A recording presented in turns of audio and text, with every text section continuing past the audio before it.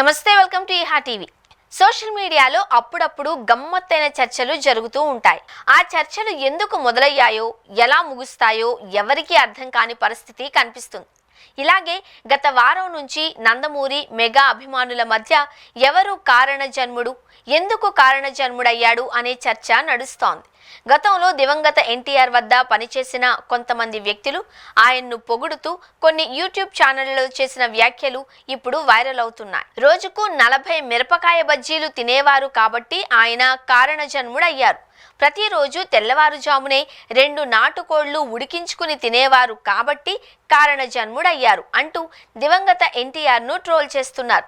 దానికి తగ్గట్టుగా ఏఐ ఫోటోలు సోషల్ మీడియాలో విస్తృతంగా షేర్ అవుతున్నాయి. కొంతమంది నెటిజన్లు ఈ బజ్జీ ఛాలెంజ్లను లైవ్లో చేసి మరింత వినోదాన్ని అందిస్తున్నారు.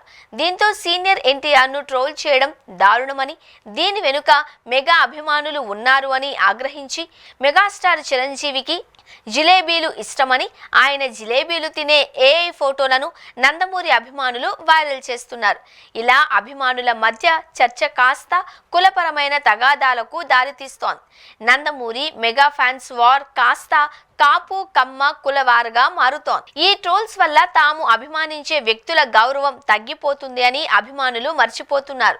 మొదట సరదాగా ప్రారంభమైన ఈ ట్రోలింగ్ తరువాత వ్యక్తిగత దాడులకు దారితీసే ప్రమాదం ఉంది.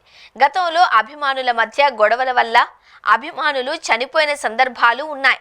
వీటిని కట్టడి చేయడం ఎవరి చేతుల్లోనూ లేకపోయినా కనీసం నాయకులైనా హీరోలైనా ఇలాంటి అభిమానులను ప్రోత్సహించకుండా ఉంటే కొంతవరకు తగ్గే అవకాశం ఉంటుంది.